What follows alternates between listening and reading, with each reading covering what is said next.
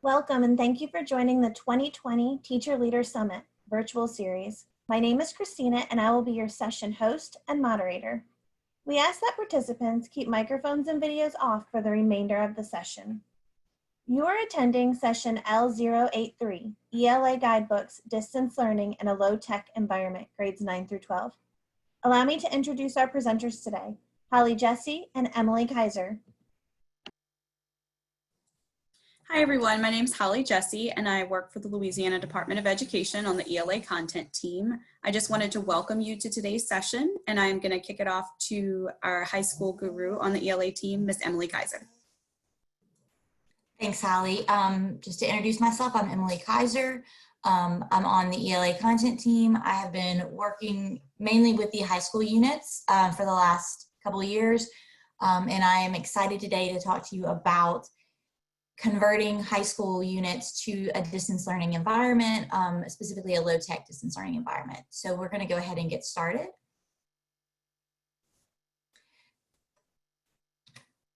So the objectives for today are that you're going to be prepared to convert ELA guidebooks to a low-tech distance learning model and understand the requirements for text access, possibilities for print-only options, how to provide feedback and support, and how to offer meaningful flexibility in the low-tech and blended learning models. So before we really get started, I would like to do a quick poll just so I can see who all is with us today, and also to see kind of what some of your most difficult obstacles during the last couple of months trying to implement distance learning with your students. I know that question 2, many of you could choose multiple options, but just try to pick the one that was the biggest thorn in your side. And I'll give you a second to answer those questions.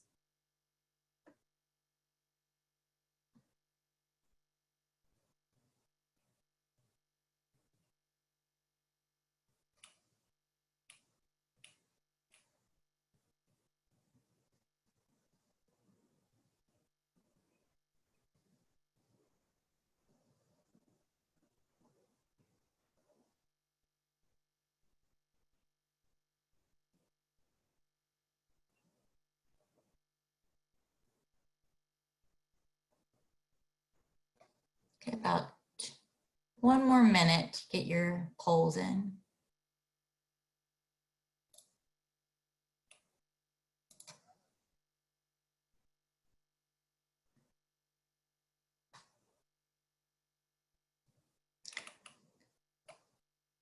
Okay, so based on the poll, I see we have a lot of teachers here, which is great. I'm excited to have a large teacher audience for this. And then I see that, no wonder, the biggest obstacle that most of you faced was technology, which makes sense since you're in a session for low-tech versions of distance learning.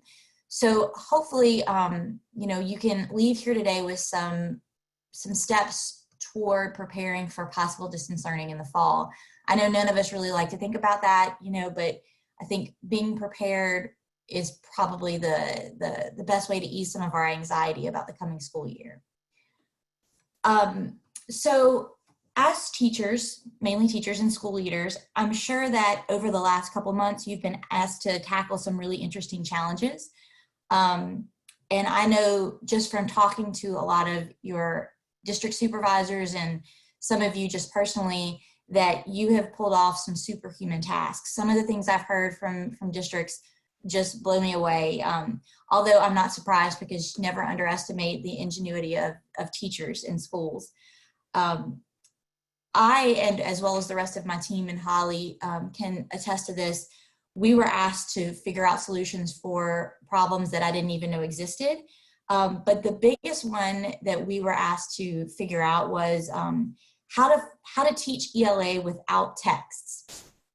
Somebody asked us that question, and I mean, to say that I was a little stunned is a bit of an understatement, because for years we've known, and I mean, good ELA instruction is centered around complex text, and we know as teachers that access to complex grade level text is our most powerful lever of equity within our school systems. Having all students able to access text is the way, one of those pathways toward equity in our classrooms.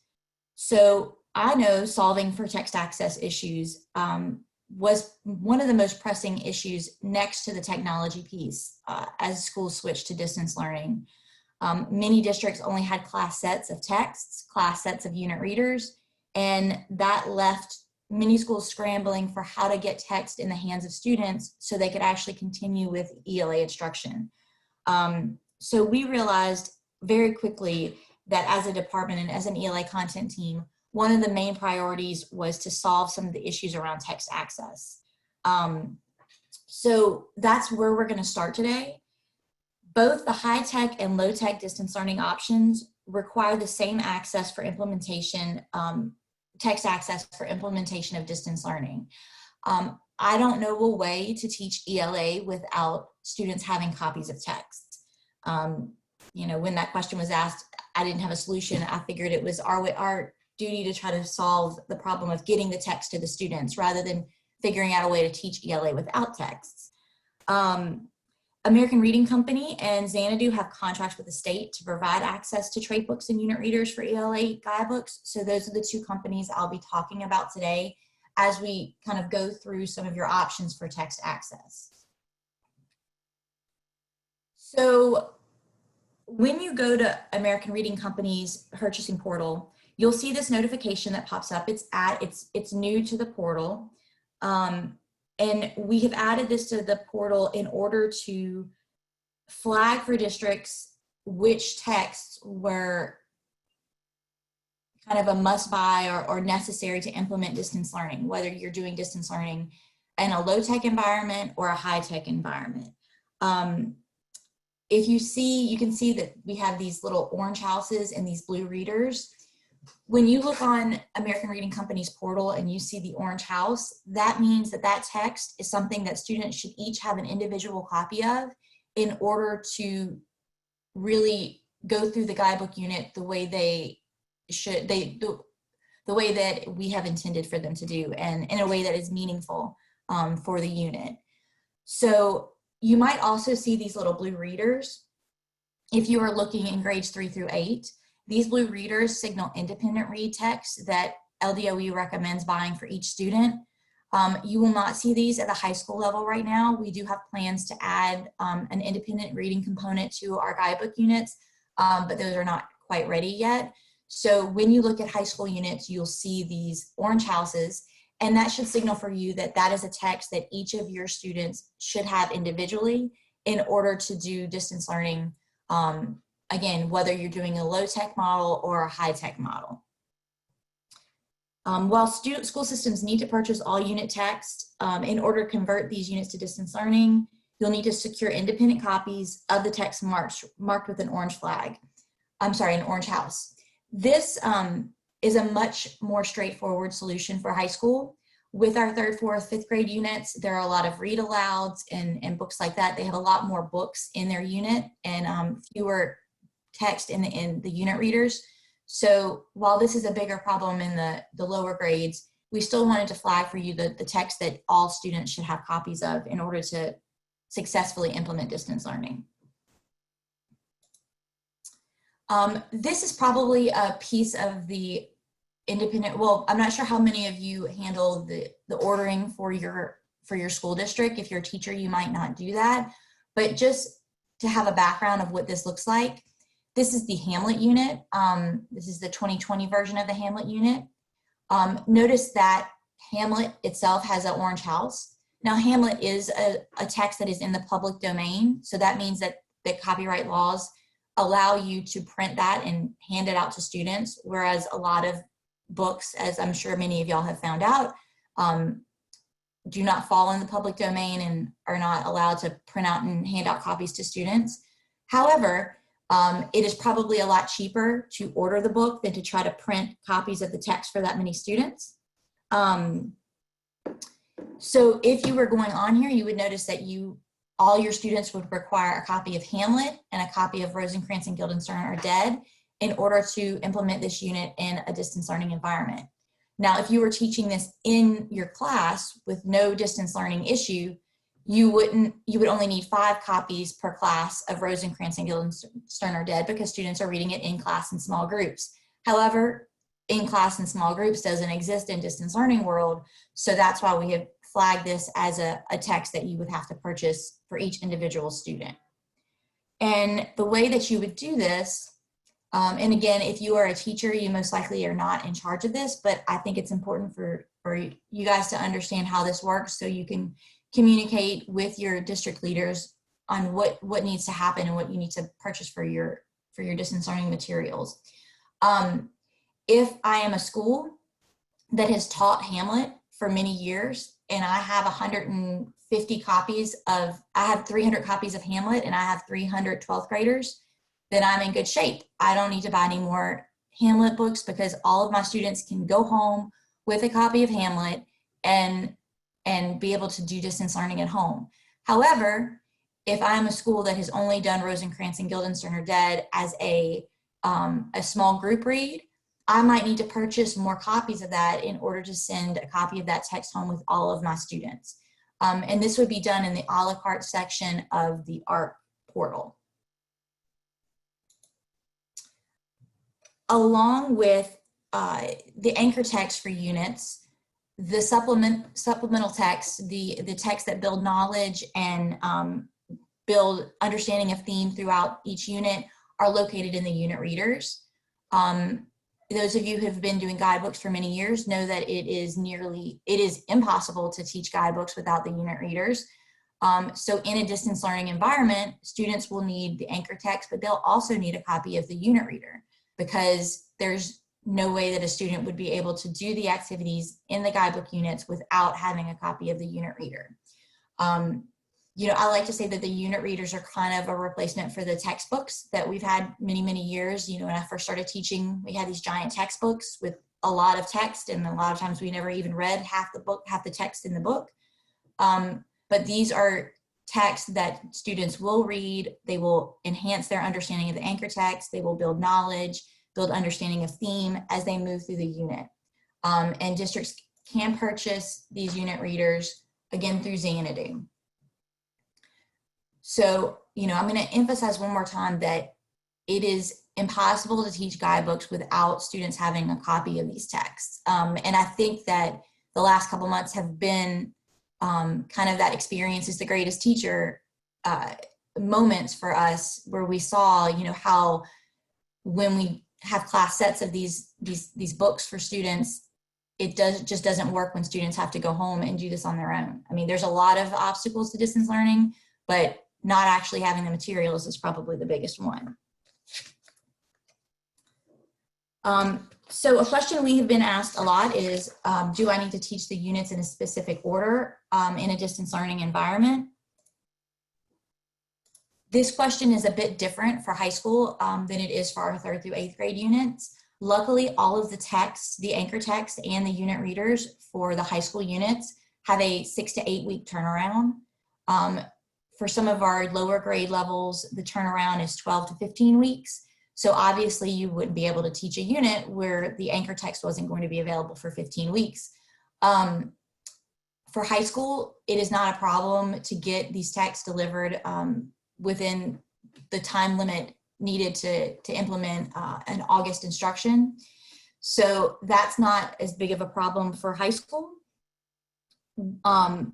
One of the things to think about, though, is the materials that are going to be available to instruct through distance learning. I'm going to talk in a second about distance learning guidebook companions, and those are going to be built out for specific units. So that is kind of the factor that high schools need to think about when they're choosing what order to teach their units in.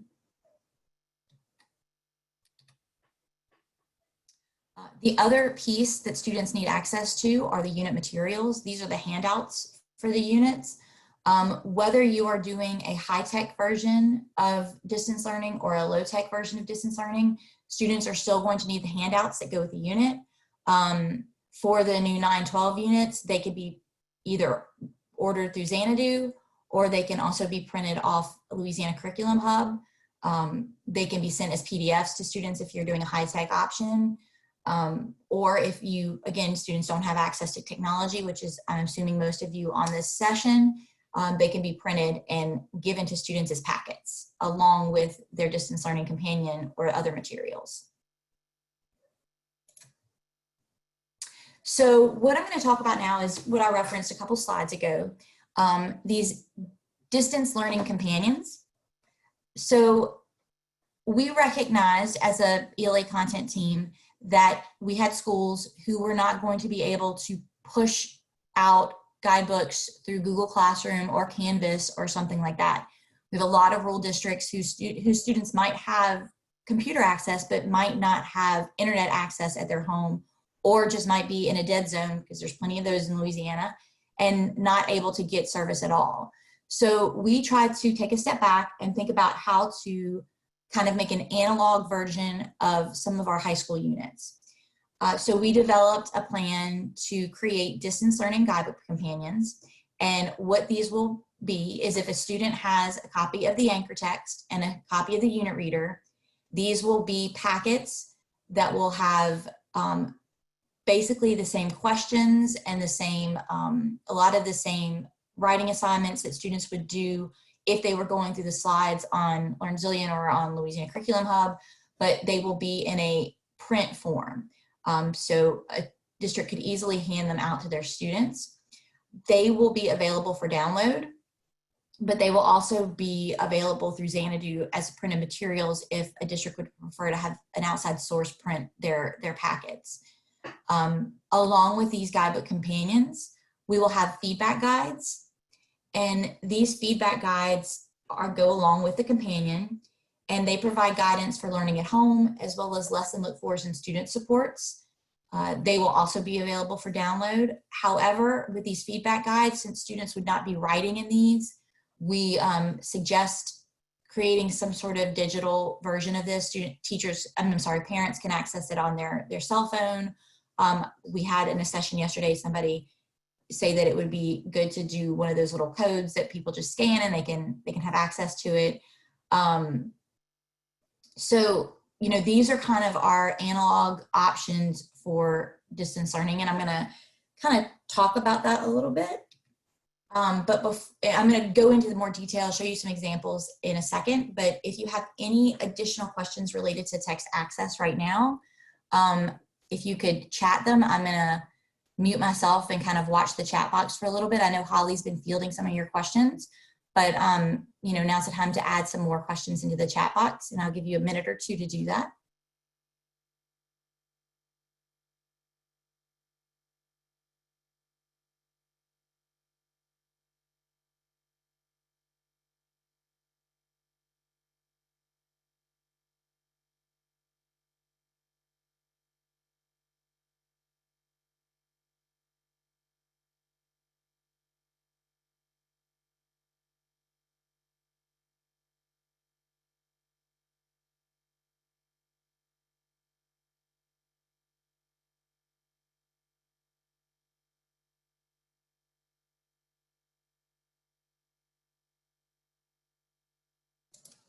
I see a question from Jenny. Jenny, these are actually only going to be available for 1 unit per grade level with the 2020 version of high school units. Manpower and capacity prevented us from being able to build them out for multiple units, but also, for building them out for the 2016 version of the units as well. I am hopeful that if districts are still using 2.0, that some of what I'm telling you in this session and some of the examples that I'm going to show you might give your district some ideas for what some groups of teachers can do to get ready to do the same thing with the 2016 version of Guidebooks. We are also working on trying to get a space. We don't know what that looks like yet, for districts to share some of the materials that they have developed with us so we can vet them and then be able to make those available to other districts. I think that we're all in the same boat right now as far as distance learning is concerned. Every district has many of the same problems, and so hopefully if one district has found a solution, now's the time where we need to have communication between districts so we can share those solutions. And yes, I'm going to tell us what units are going to be released for each grade. It's a good question. Okay, so I'm going to go ahead and keep going so we can answer some of the questions that are in here.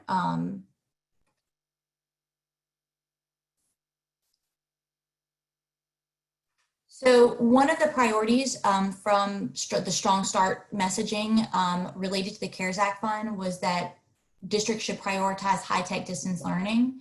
However, we recognize that approximately 25% or over 150,000 students don't currently have access to technology or the infrastructure needed to successfully implement high-tech distance learning. So we recognize, as many of you guys have recognized because you're on the ground with those kids every day, that there needs to be a print-only option. So that's why we've developed these companions. So I am going to get, let me do an overview of these, and then I'm going to get, chat out the link to a draft copy of one of these units so you can kind of see what they look like. These resources are divided into weekly student packets. So, you know, they're set up to help students master the knowledge and skills demanded by the section diagnostic and the culminating task. The resource does require students to have unit texts and unit readers. Again, no way to teach ELA without text. The daily lessons are going to be divided into read and write activities that align to section diagnostics. However, one thing to note that these daily lessons do not align with the lessons that are on Louisiana Curriculum Hub directly. Some lessons had to be changed a little bit in order to take digital components out. For instance, if a lesson required students to watch a video, that's not necessarily something we can ask students to do if this is a low-tech solution. So the lesson would have to be modified to remove that. So if you are trying to have a student work on, you know, week 3, lesson 2, that's not going to necessarily correspond directly with a lesson that is on Louisiana Curriculum Hub. Daily lessons are designed to be around 30 to 45 minutes each day. And between around 4 days or 5 days a week, and they will need access to the student materials as well. So they'll need the companion, the handouts, and the unit text, very much like they would have to have in class. So I'm gonna get, I haven't checked the chat, but yes. So the link was just checked out. I'm sorry, chatted out, not checked out. It's not a library book. And I'm going to kind of go through this link with you or share my screen so you can see that.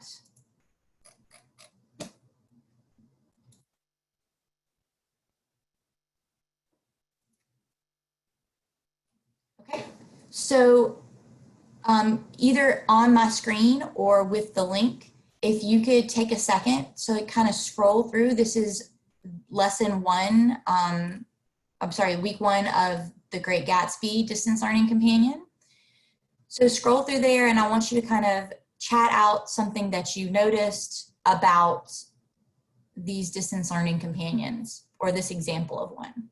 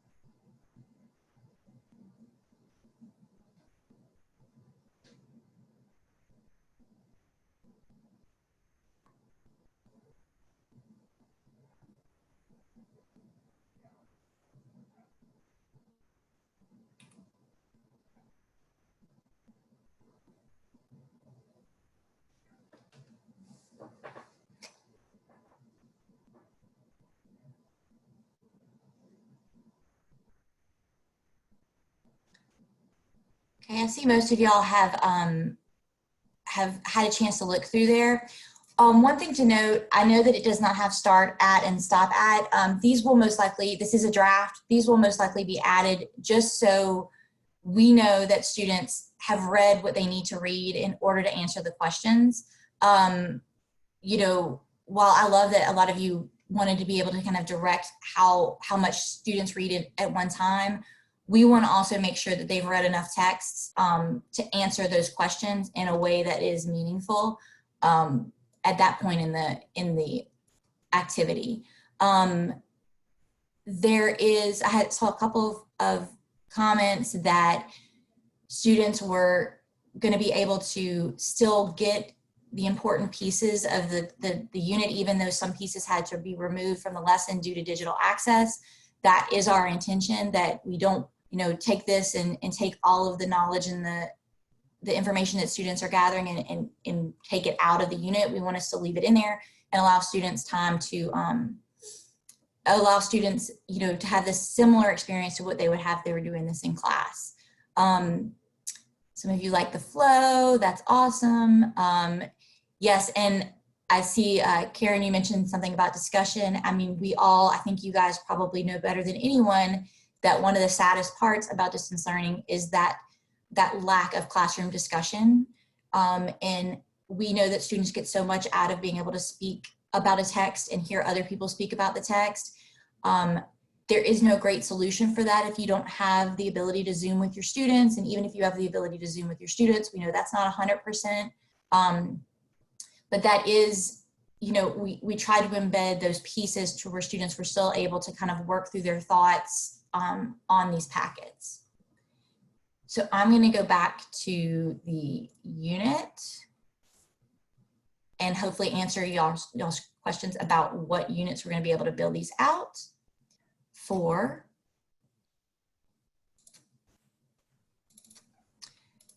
So we are going to build these distance learning companions out for the 4 following units.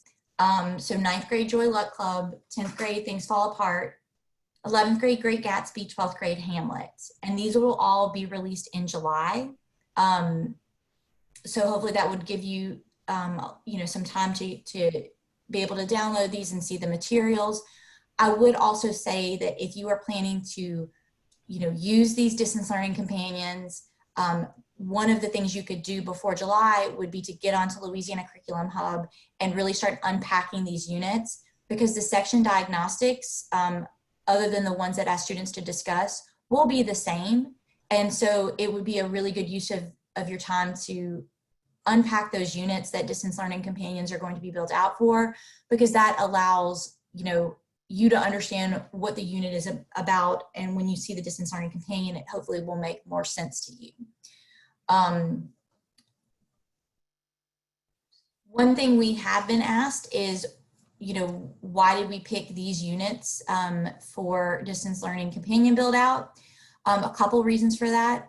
While availability of text was not as big of an issue, some units do require a lot more digital components. For instance, the Romeo and Juliet unit, the way the new unit is written, requires a lot of watching clips from the film versions of the text. So that is not going to translate well to a low tech option. Similarly, Hamilton is probably not going to work really well as a low tech option because students won't have access to the songs to listen to. You know, we really tried to pick units that we thought were going to convert easily to a distance learning environment. So that's why these units were built out. And, you know, the next question is, why aren't we building out more? And in a perfect world, we would be able to do that. But as you guys are stretched with manpower, we are as well. And, you know, we're trying to provide you guys with as much as we can. So this is kind of our solution for that. These companions will be available for download, but they will also be available on Xanadu to purchase if that is something that your district would rather do instead of downloading the PDFs and printing them. And you can see here are the high school units, oops, right here. And we've kind of already covered that. I jumped the gun.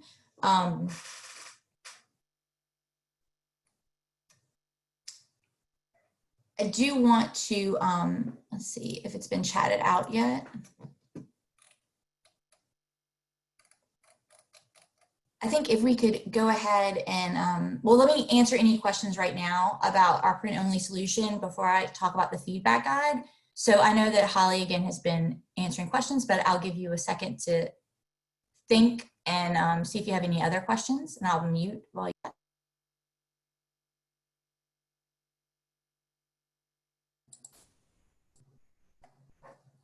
While y'all are answering Emily's question about questions related to this print-only solution, there were a few things that came up in the chat that I just wanted to address with y'all.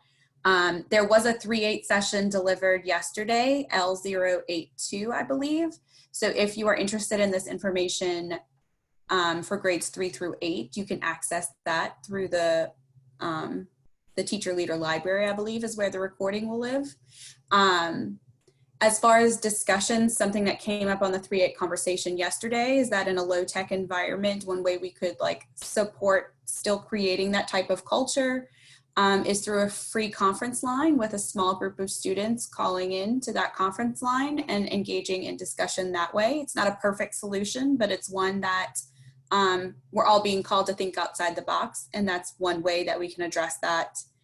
And as far as building other units, we're going to discuss at the end of the session. We are calling on you, as we have created these resources, to develop your own materials. If we are still in this type of world, we want to be able to like vet and openly share teacher created resources. So if that's something you're interested in, you can,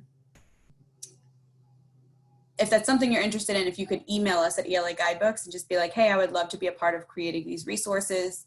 We would like to really utilize your talents and let everybody work smarter rather than harder in this situation, as we all are facing the same obstacles. Thank you, Holly. That's a great idea about the conference calls. You know, we're going to talk about the feedback guide in a second. In fact, if you could chat it out, the link to the feedback guide. I want to show you the other piece of this, because we recognize that it's not enough just to send kids home with work. You also need to have some kind of method for feedback and support with this. That is really difficult when you have kids doing these print-only options. But we can't forget the fact that students should not be doing this work in a vacuum where they never get any feedback from students. The tasks should allow students to achieve success independently, but that doesn't mean the students should not engage in rigorous work. This is part of the shifts. They should also be engaged in work that is meaningful and helps them develop into strong readers and writers. We don't want them to be at home doing work that is not serving the purpose of developing strong readers and writers. So teachers, as you're thinking about how to implement these distance learning companions and in a low tech environment, part of your planning should be a systematic plan for providing feedback and support in response to their work. I did see somebody say that they really liked the rubric because it was kind of a self-evaluation rubric, and that's important for students to have that self-reflection, but there also should be moments where you as a teacher are able to give them feedback as well. So I'm gonna kind of go through this feedback form with you, or the feedback companion with you guys. So take a second to look through this feedback companion and kind of think about what you notice or wonder about it. These will be connected to each week's lessons for these units that we're building it out for. So I'm going to mute and let you guys look.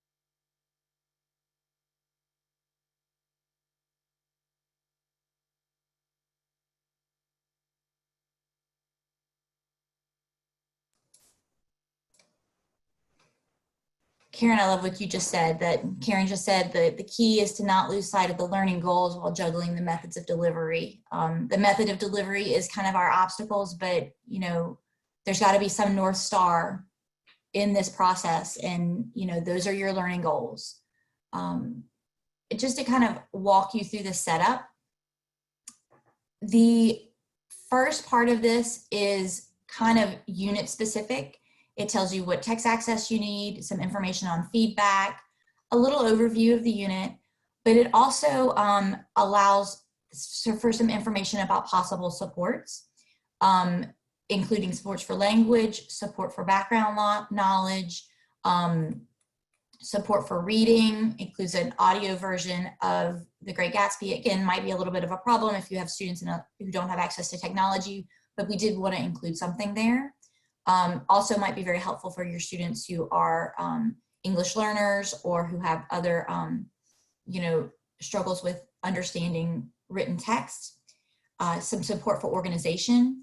And while we know that most 16-year-olds are probably going to balk at the idea of their parents looking through this in order to help them work on their lessons, I have a 16-year-old at home, so I understand about the balking, but we know that it is important for teachers, for parents to also have some information about how they can help their students who keep saying, this is too hard, I don't know how to do this. So while this is for teachers, it's also for parents as well. Here's some general support for writing. And then this is more specific to the actual week. We don't have a video link posted right here, but this is where if perhaps students needed to watch a video with background knowledge that would help them understand those chapters in the book that they're about to read, that's where it would be linked, or maybe just a little bit of information that they would want to read before actually doing the unit. These look fors, this is kind of boiling down kind of what Karen was pointing out, those targets for learning through that week. So again, you know, we need to have a North Star, and that's what these lesson look fors are. They are a North Star. This is the section diagnostic checklist. Notice it is broken into knowledge. How well do students understand this? And then also conventions. Well, we say conventions, more like writing and reading look fors, things that students should be able to do, and you should be able to see that pretty quickly. Integrate quotations, communicate clearly, using words and phrases correctly, those kind of things that you would normally look at. So, you know, these are going to be specific to each week. One thing, those of you who have been in Louisiana Curriculum Hub and have been looking around, students will not necessarily complete a section diagnostic in each week of instruction. Sometimes it might take students 2 weeks to get through a section in order to get to a section diagnostic. It just kind of depends on, you know, the amount of text that they would have to read. And also we know that sometimes when you're doing things at home, they take a little bit longer than they would normally take, even when we are having to cut some lessons or some activities due to digital content. So I'm gonna see if there's any questions about, I know Holly's been answering some of them, about these feedback guides.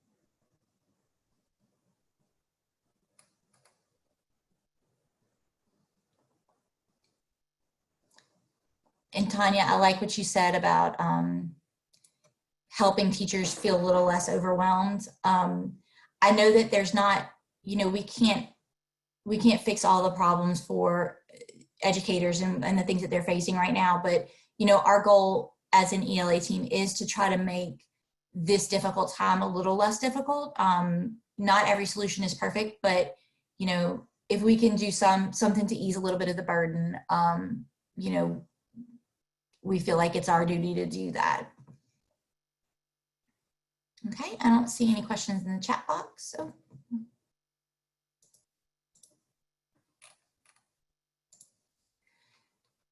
So Holly kind of mentioned different ways to provide feedback. Telephone conferences are a possibility for going through feedback. Once teachers get those companions back, they can look and see what a student did and you know, be able to figure out what to provide feedback for. I know when I had 120 students, I don't know how I would call all of these students to do that. I think this is going to take some creative maneuvering with some teachers. I know that Holly suggested a conference line, which I think is really a good idea. Yesterday in one of our 3-8 sessions, somebody suggested that use the conference lines like small groups, and students who have similar feedback that needs to be delivered to them, students who are making similar mistakes or having confusion on similar pieces of knowledge, those kids could be grouped into a conference call and you could have a small group discussion with them, you know, whereas some of the other students might need a little bit of an extension on some of their knowledge, you know, they're getting it. So that's, you know, some of the options, and we've provided the teacher talk moves to help teachers walk through that.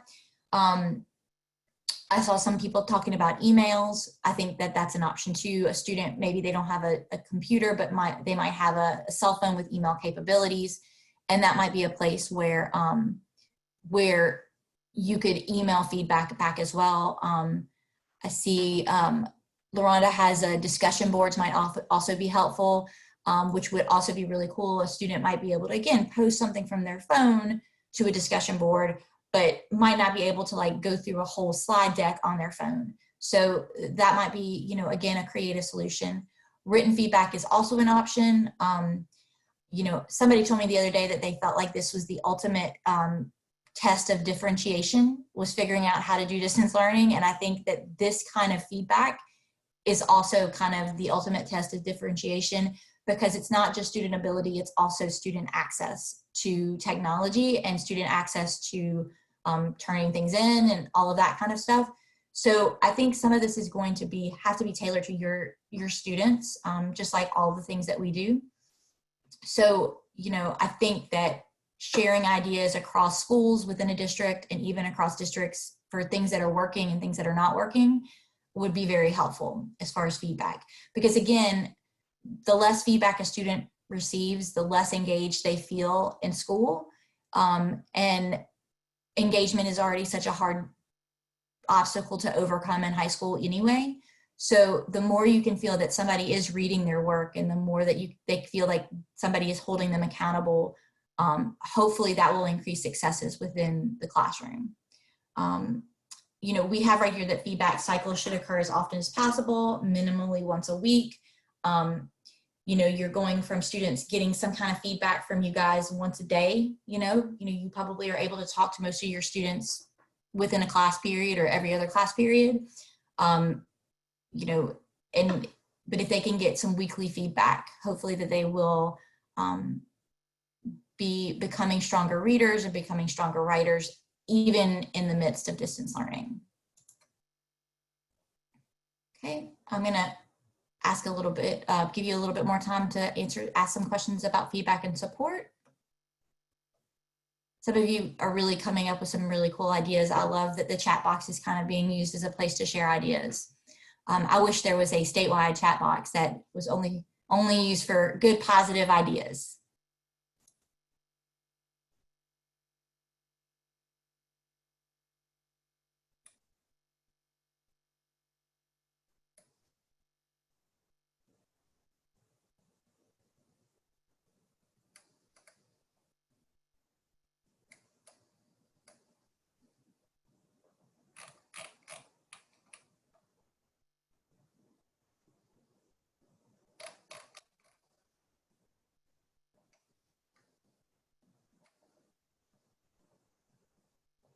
Amber, I love what you said about the lesson look forwards being a good place to use as a springboard for the communication. Again, they're your North Stars. They're your way to like start a conversation with students about what they're getting and what they're not getting. And hopefully, since it's in a question format, students can ask it of themselves and not just you ask it of them. I really liked that idea. Wendy, I would love to make that happen. In my spare time, I will get on that. But I do think that now is a time that we've realized that communication between districts is really important.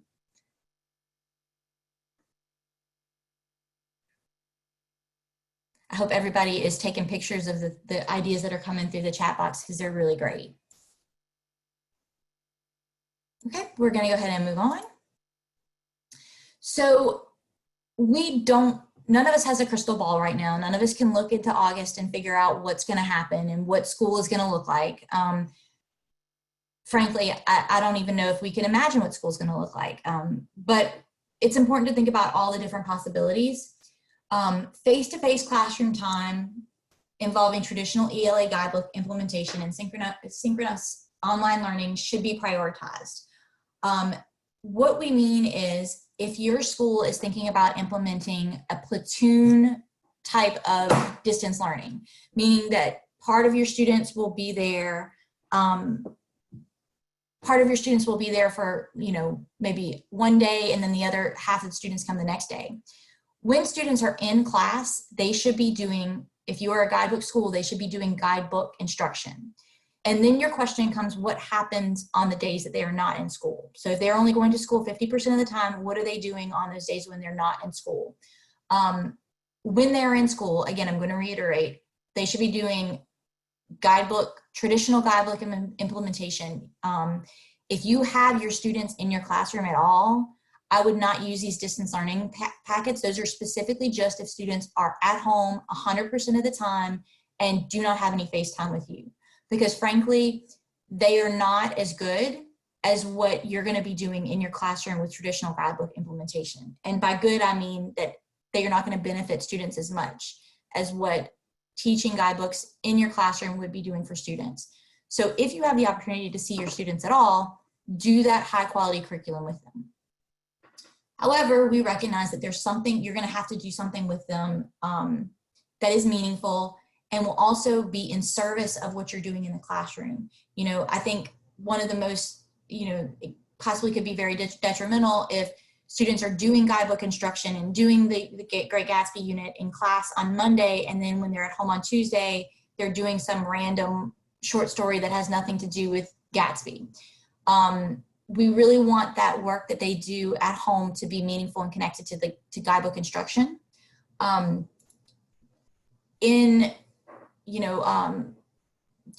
make that happen, we are developing knowledge packets. So grades 3 through 12 knowledge packets will be developed, and they'll be developed for each unit. More information about this will be released in June, but these will be packets that contain reading that is that you can print out and give to your students, that is connected to the topics in the units, in the guidebook units. So a student might be reading something that's not technically in the Gatsby unit on those off days, but it is still a subject that will help them build knowledge, that will help them understand the unit a little bit better. Also, we are going to develop some choice reading protocols. So if students are going to be reading choice reading on those off days, hopefully choice reading that is connected to the unit that they're doing, they will also have some accountability for that choice reading. Not just reading a random book and taking an AR test or whatever, a comprehension test at the end of it. Protocols that would demand accountability, but would also build knowledge and vocabulary skills. And we're going to release a little bit more information about that. It is June, but later in June. So we needed to get through Summit first before we could get those out. So these are two things that are coming. These are also two elements that if all of our hopes are answered and school is normal in August, we're hoping that these knowledge packets and these choice protocols can still be used and integrated into a regular guidebook classroom during small group time. So if you have students who are doing small group work and you have other students who might not need that small group work or who might need background knowledge, that's when these knowledge packets can come in. That's when these choice reading protocols can come in. So even though these kind of were born out of the necessity of distance learning, born out of the need for distance learning materials, we're hoping that these will also be integrated into normal ELA guidebook instruction. So therefore, meaningful flexibility. I think flexibility is something we've all learned over the past couple of days.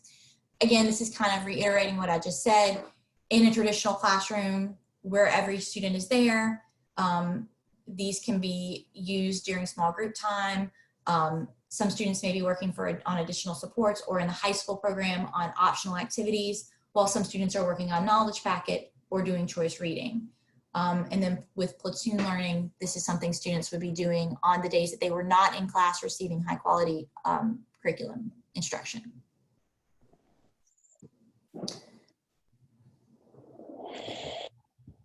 Do you have any questions related to flexibility and some of these options that we're providing?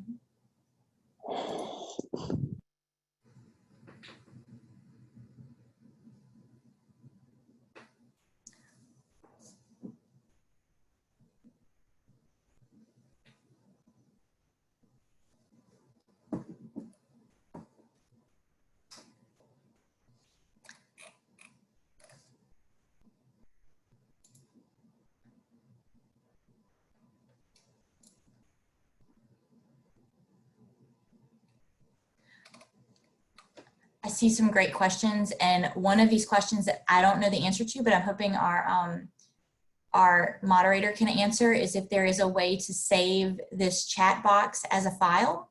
I would love to know that.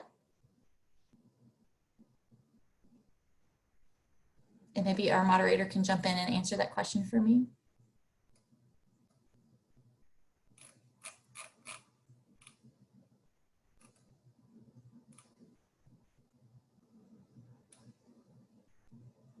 Okay, so the chat box gets sent to a student. One of the members of the LDOE team. I will see what I can do.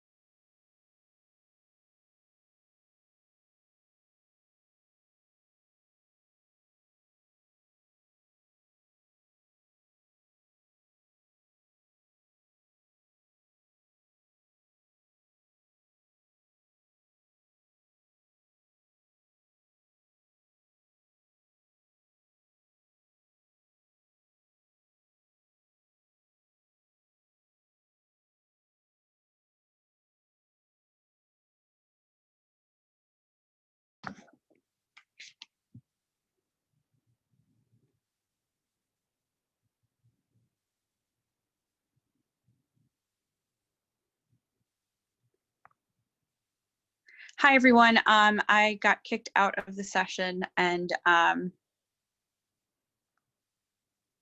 just wanted to follow up that I will add that to the session materials in the SCED app.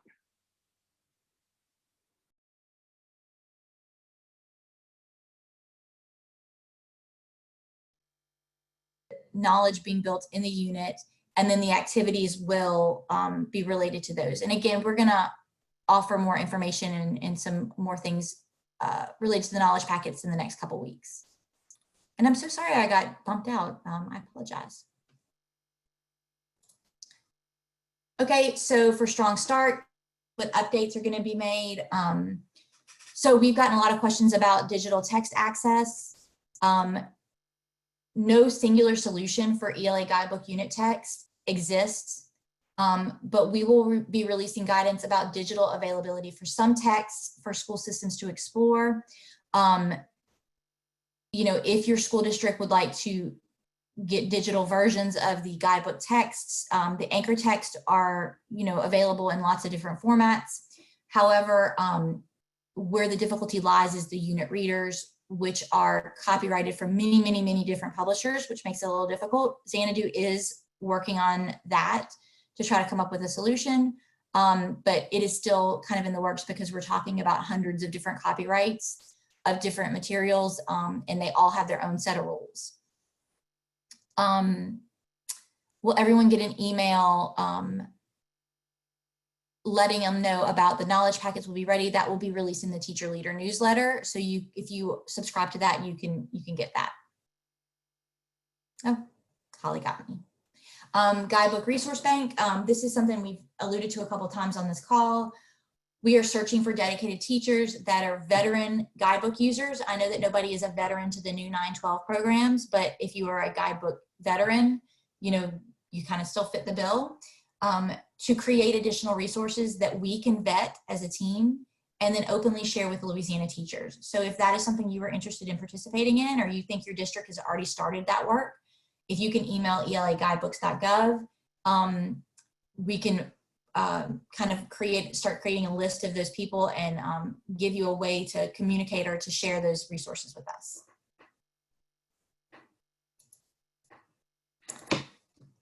Wanted to show you one thing. This is something that we have been working on connected to digital text, digital access. Like I said, no single situation, no single solution exists. However, we have created this, and this is linked on the distance learning overview guide that was shared on the Strong Start page. We have gone through for each of the unit texts and flagged where these texts are available on digital formats. I do want to emphasize that these are not free options, but it does kind of flag where digital options are available for the anchor text for these units. This does not cover the unit reader text, but it does cover these anchor texts. The last tab of the spreadsheet lists each digital platform and which accessibility options those platforms have. So this is something you might want to look into for those of you who are asking about accessibility for your students with disabilities. I'm going to chat this if Holly has not already done it before, but she probably has. This is linked. This is linked on, I just put it in the chat box, but it's also dope. That's the Zoom link, Emily. Hold on one second, guys. Technology is not my friend today.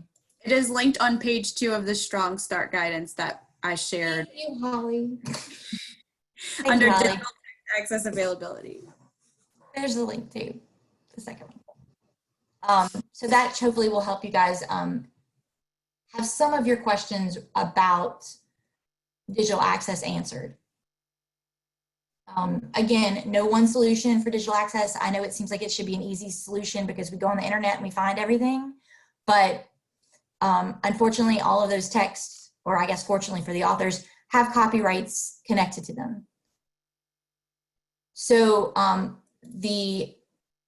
what Holly was just referencing was a Strong Start guidance, and that guidance document looks like this.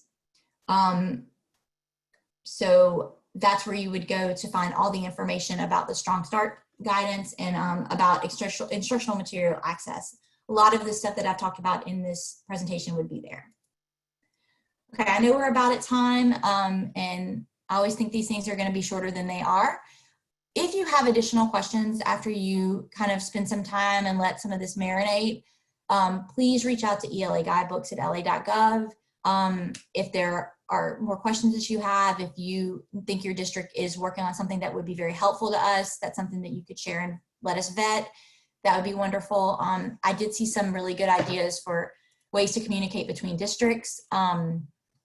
You know, do never underestimate what your neighbors and other districts are doing, and, you know, try to make those connections in order to help make this world a little bit better. We can try to solve for your problems, but you know, you guys know best what the main problems are. And so, you know, I can maybe answer one or two more questions if anybody wants to unmute and ask a question or chat it in the chat box. But I know a lot of you have to hop to other sessions.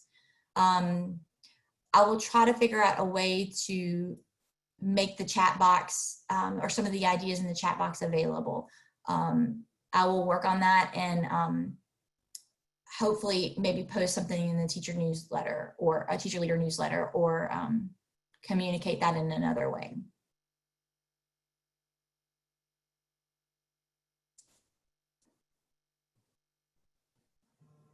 Yes, if you, Laura, if you send me an email to elaguidebooks@la.gov, I will send you the link to sign up for the teacher newsletter, the teacher leader newsletter. And Kaya, yes, you would be welcome to present new ideas. You know, I think at this point, any idea is a good idea. And, you know, sometimes ideas that Holly and I have come up with that seem like they were crazy have actually come to fruition and worked out. So, you know, anything would be helpful. But specifically, if your district is working on a plan for converting guidebooks to a distance learning environment, you know, that would be really helpful for us to see what some districts are doing.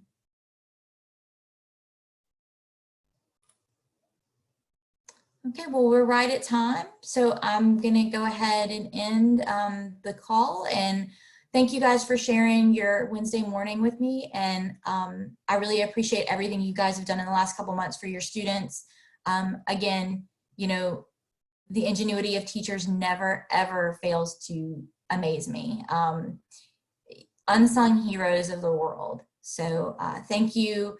I hope you're getting some rest this summer. And, you know, I hope for a really good year for next year for everyone. And take care. Thank you so much.